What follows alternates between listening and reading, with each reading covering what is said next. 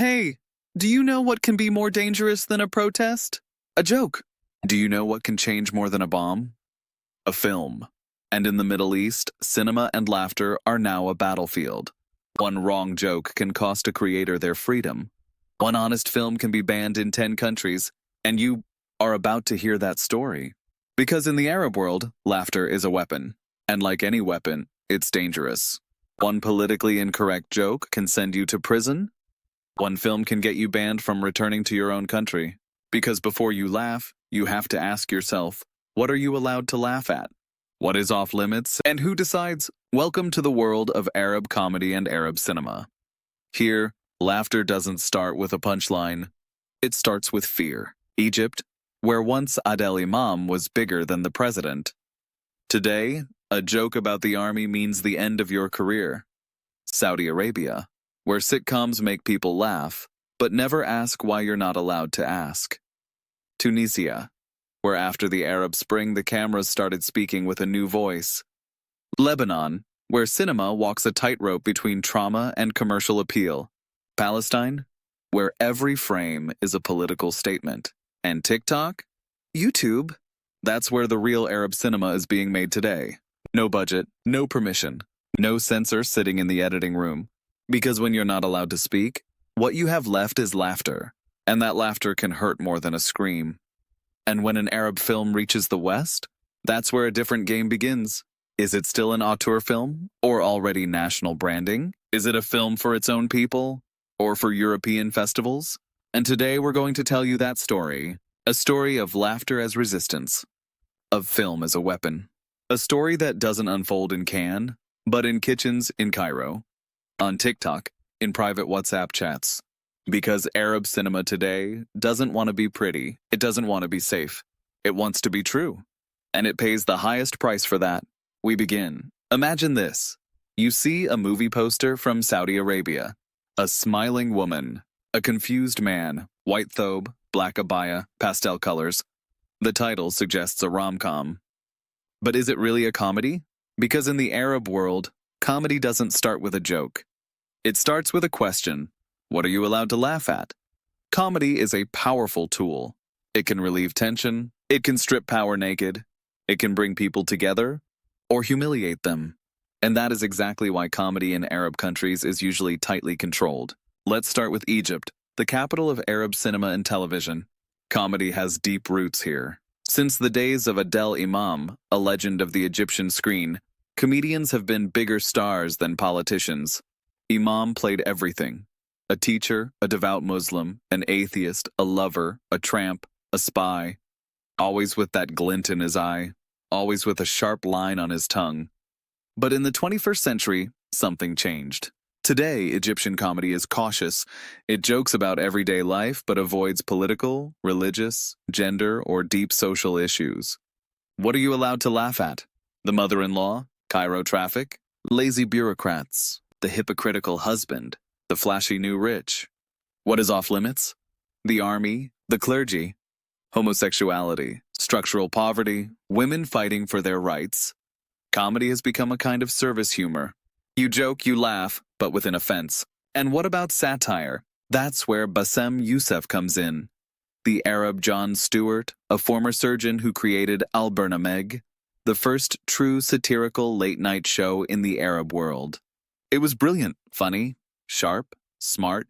It parodied politicians, clerics, news anchors. For a brief moment, it was the voice of freedom after the revolution. And then, the channel shut it down, sponsors fled, and Youssef had to flee Egypt. For a joke, he paid a very real price. In Saudi Arabia, comedy is being reborn alongside Mohammed bin Salman's reforms. Sitcoms, light dramas, family comedies are appearing, but everything follows the script of new conservatism. A woman can be funny, but only as a sister or mother. A man can be goofy but never dangerous. Politicians? Taboo. Imams? Absolutely untouchable. Sometimes they joke about the old generation, but never about the system. Laughter here is like cardamom tea. Hot, but it does not burn. In the UAE, comedy is often product placement in a white dish dasha. Half joke, half commercial. Always with a message. Look how modern our society is and how we can laugh at ourselves without crossing any lines. Shows like Frege, about four older women in Dubai, are charming, sometimes satirical, but ultimately they support the state narrative. They don't laugh at the state, they laugh for the state. But the real comedy revolution is happening on YouTube and TikTok.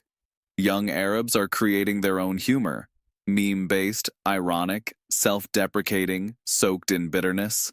Channels like Wasabi Comedy, Shayno, Arab creators on FauciTube, or independent TikTokers from Egypt, Saudi, Syria, all produce skits that go viral. Popular topics? What a date looks like when you're not allowed to have one. Arab wedding, 11 hours of torture with a smile. A conversation with a father who has no idea you have a boyfriend. A prayer interrupted by a call from your ex. These skits are funny because they're real. And that's exactly why they're dangerous. They show what state-approved comedies never will. Youth frustration, family pressure, systemic hypocrisy, depression buried under jokes. In Morocco, Tunisia, Lebanon, stand-up is on the rise. Young comedians perform in clubs, on YouTube, in basements. They speak half under their breath. They self-censor. But they joke about the real stuff. In Tunisia, the taboo of a woman who does not want to marry. In Morocco, religion and alcohol. In Lebanon, sex and politics. Everything at once. Some stand-ups are banned from performing. Others vanish from platforms. But as long as people keep laughing, they keep going. And that's the key point. Comedy in the Arab world did not die. It just moved. Not to television, not to cinema, but to the internet, to hair salons, to WhatsApp groups, to circles of friends. When shouting isn't allowed, people laugh, and laughter is the last form of freedom. And what about abroad? When an Arab film travels abroad, it doesn't just cross a geographical border. It crosses borders of identity, language, and sensitivity. But to understand that, we first have to ask, what does exporting Arab cinema really mean? Because it's not just moving a film reel from Beirut to Berlin. It's exporting narratives, and narratives are always political. Case 1. Tunisia. After the Arab Spring, Tunisia became a laboratory of free speech in the region, and quickly started exporting films nobody wanted to see before, because they were too raw, too female, too political. Films like The Man Who Sold His Skin, Kauther Ben Hania, Beauty and the Dogs, Four Daughters, As I Open My Eyes, became festival hits, from Berlin to Toronto. What do they have in common? They don't show Tunisia as a beach resort. They show it as a country of social conflicts. They don't offer Oriental magic. They offer real rebellion. They don't soothe the viewer. They shake them. And still, or precisely because of that, they're invited to festivals, bought by European TV, funded by co-production grants. Case 2, Lebanon. Here, directors have something unique, wild honesty, and a Western cinematic language. Nadine Labaki's Capernaum, Oscar-nominated, a portrait of childhood ripped apart by Beirut's chaos, moved the world. 1982. A school drama that used silence to tell war better than 1,000 documentaries. Memory Box, premiered in Berlin, telling a story of female identity through diaries and VHS tapes. But there's a question, is Lebanon exporting itself, or just its trauma? Case 3, Palestine. Palestinian cinema is the cinema of occupation. You cannot separate the two. Every film is a political statement, but each one is also a cry for the right to tell your own story. Hani Abu Assad's Omar and Paradise Now show that even a would-be bomber is still a human being. Elia Suleiman's It Must Be Heaven, an absurd silent comedy loaded with meaning. These are not films about Palestine. They are Palestine speaking about itself. But to reach the West, they often have to be made even more political. Because in Europe, we love to help victims. But we don't always understand that a film can also be anger, not just tears. Case 4, Saudi Arabia. Here, export looks different. The state spends millions to showcase a new face of the kingdom, but it's a controlled export. Wajda, the first Saudi feature directed by a woman. The Perfect Candidate, also by Haifa al-Mansour. The Book of Sun, a comedy about youth and YouTube. These films reach the West because they say, look, we're changing, but we're doing it our way. And it works. But it also raises the question, is this still auteur cinema, or already national marketing? Most Arab films exported to the West are co-productions with France, Germany, Belgium, the Netherlands, Scandinavia. They're funded by European grants. They have Western co-producers and advisors. Sometimes the script is workshopped with a consultant in Berlin. And then the question comes, is this still Arab cinema? Or cinema about Arabs for Western audiences? Even so, exporting Arab films is a huge opportunity for truth, for contact, for exchange, for showing that the Arab world is not just conflict and Islam. The road is hard, most films never break through, but each selected at Cannes is a crack in the wall of ignorance. And how does it work the other way? What do Arabs watch from Hollywood? Almost everything, just not in the version you're used to. Hollywood is the world's most powerful cultural exporter. But when its films reach Arab countries, they go through surgery. Sometimes that surgery ends in amputating half the film's soul. Stage 1. Institutional censorship. In Saudi Arabia, the General Commission for Audiovisual Media. In Egypt, the Supreme Media Council and the Cinema Committee. In the UAE, the National Media Council. In Kuwait, the Ministry of Information. Every film is scanned frame by frame. The cut list. Open-mouth kisses. Yes, really. Relationships outside marriage, women in underwear, any LGBT content, criticism of religion, blasphemy and profanities, drugs and alcohol presented as normal, Israel treated as normal. Stage 2, producer-side localization. Studios now routinely create Gulf cut versions, special edits for the Gulf market, with different trailers, sometimes different music, altered shots. Examples? Doctor Strange 2, banned over a lesbian character. West Side Story, blocked in some Gulf states due to a trans actor. Black Panther 2, subtle gestures between two women removed. What do people do? VPNs. Pirate sites, full versions on YouTube. USB sticks from malls labeled Original Full. Especially young viewers reject the censored cut. They want full Marvel, full Netflix, the full world. But parents and religious groups still demand a clean screen. Some films are blocked not for sex, but for politics. The 2022 Death on the Nile, banned in Kuwait because of Gal Gadot, a former Israeli soldier. The Post, blocked because Spielberg helped Israel. The Lady of Heaven, banned in Iran, Saudi Arabia, Egypt, for its Shia-centered take on Islamic history. The Middle Eastern film market is slowly splitting. Hardline countries, Saudi Arabia, Kuwait, Iran, cut, ban, don't negotiate. Flexible countries, Lebanon, Tunisia, Morocco, allow more, sometimes the full cut. Dual-track states, Egypt, UAE, show the censored version, but people watch the full version anyway. Hollywood isn't just movies, it's a language, freedom, choice, diversity, rebellion, sex, technology, and all that clashes with a conservative vision of society. That's why importing Hollywood is a cultural war, a generational clash, and a minefield for governments. Because one film with a kiss can do more than 100 sermons. In the Middle East, you don't need a $100,000 camera to make cinema. You don't need a ministry permit. You don't need to know the director of state TV. You just need a phone, a TikTok account, and the courage to post something no satellite channel will ever broadcast. Because the new Arab cinema is not born in studios. It's born in kitchens, on rooftops, in cars, in bedrooms, hidden from family. It's cinema made by ordinary people. And that's exactly why it's so real. Cinema of real people. Let's start with TikTok, the digital beast that eats television for breakfast. In Egypt, Saudi Arabia, Iraq, Morocco, Millions watch short-form videos every day. Mini-series shot in one room, little family sketches, parodies of conservative rules, dramas about women living under pressure. Some hit millions of views in days. Why? Because they're short, emotional, raw, honest, and smash a taboo in a few seconds. Example? In Saudi Arabia, the before marriage trend shows what is and isn't allowed before the wedding.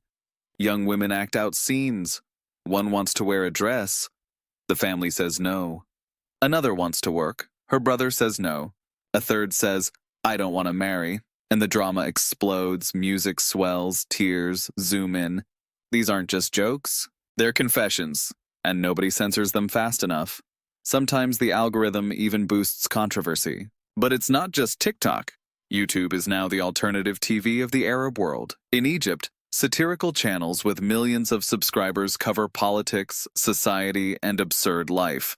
In Lebanon, vloggers document systemic collapse, daily blackouts, life among ruins.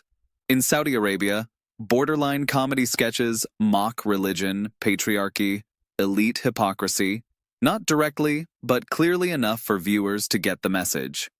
And the state sometimes bans, sometimes ignores, sometimes recruits the most popular creators for official campaigns. If you can't beat them, pay them. The special power of TikTok and YouTube in the Arab world is that you don't need permission. You don't need connections. You don't need film school. And that changes everything. A woman who would never be allowed onto state TV appears on TikTok, without hijab, with makeup, with a message. A man officially banned from publishing sits in a basement and builds a YouTube channel with thousands of subscribers. Young people who feel cinema and TV are lying create their own narratives about love, loneliness, poverty, depression, migration, identity. But this isn't absolute freedom either. Algorithms have their own red lines. States are learning digital control. In Saudi Arabia, creators critical of religion lose their accounts. In Egypt, female TikTokers dancing are arrested for immorality. In Iran, where TikTok access is restricted, creators upload via proxy, risking everything. In Palestine, many influencers see their reach drop when they talk too bluntly about occupation. And self-censorship appears again, not the studio kind, but the inner voice of a creator afraid of losing their account. Because today your account is your life. Even with this new censorship, the revolution continues. Because TikTok and YouTube are doing something neither Hollywood nor Al Jazeera, nor the president on the big screen ever did. They give a voice to the voiceless. They turn viewers into directors. They allow people to speak directly, even if only for 60 seconds. And yes, the cinema can be cheesy, chaotic, badly shot. But that's where the real heartbeat of the Arab world is. Not on the red carpet, not in Cannes, but in a kitchen in Cairo, on a rooftop in Ramallah, in an elevator in Beirut, where there is no budget. But there is truth. So when does a film frame become resistance? Some films make you laugh. Some make you cry, some exist only to avoid trouble. But sometimes, 1 in 100, 1 in 1,000, a film appears that doesn't just cross the line, it blows it up from the inside. A film that doesn't want to be liked, doesn't want to obey, doesn't want to be an Arab version of Hollywood. It just wants to tell the truth. And at that moment, it becomes resistance. Let's see how this resistance looked over the years in different parts of the Middle East. Syrian-American director Mustafa Akkad makes The Message, a monumental film about the birth of Islam. He consults clerics, respects doctrine. The prophet's face is never shown. All rules are followed. And still, the film is banned in most Arab countries. The director gets threats. Some groups want to physically destroy the reels. Why? Because it wasn't about form. It was about someone daring to tell the story of Islam in a way the system had not pre-approved. Paradise Now, the story of 2 young Palestinians preparing for a suicide attack, hits festivals, theaters, the Oscars, and fire breaks out. In Israel, protests. In Palestine, divisions. Across the Arab world, whispered debates. Is this a film about terrorists or about desperate men? In the US, labeled glorification of violence. In reality, it was a film about how people in extreme situations are not propaganda characters. They're full of contradictions, too true for everyone. The Tunisian documentary Laïcité Inshallah, about secularism, unveiled women, and Islam as oppression, is banned. Its director, Nadia El Fani, is charged with blasphemy. Potential sentence, life in prison. She escapes to France. Her crime? Asking whether faith can be a private matter. Nadine Labaki releases Capernaum, a film about children in Beirut, homeless and forgotten. The film becomes an Oscar hit. But in Lebanon, politicians ignore its message. Social services don't move. The system stays the system. Cinema can be resistance, but not every truth becomes policy. Sometimes it only changes us. In the end, we can say this: there are films that entertain. There are films that move us. There are films that win Oscars. And there are films you will never see in a cinema. Because cinema is not just light on a screen, it's a battlefield. In the Arab world, every joke is a choice. Every frame is an act of courage. And when you see a young woman on TikTok laughing at conservatism, remember, she may be paying more for that video than just with likes.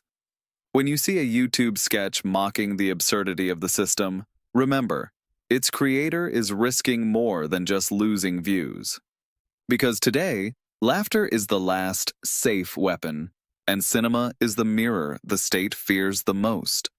But that mirror is cracking. More and more films tell the truth. More and more voices slip past the censors. And even though authorities ban, block, intimidate, the new cinema keeps growing. Not on red carpets, not in government studios, but in smartphones, basements, rooftops, rooms where making a film is an act of defiance. And you, next time you watch an Arab film, don't just ask if it was good. Ask what journey it had to make to reach you. Because sometimes 1 minute of authentic truth is worth more than 1,000 Oscars. If this episode made you think, if it showed you what the real struggle for freedom looks like on screen, if you want more stories like this, hit subscribe. Tap the bell. Because on this channel we talk about things you often won't hear in the mainstream. Give it a like. It helps us reach further. Write in the comments what aspect of the Arab world, the Middle East, its culture and societies you want to hear about next. Because what you're seeing now is just the beginning. The most fascinating stories are always where people are not allowed to speak in a full voice. See you in the next episode. And remember, sometimes laughter is the most powerful scream.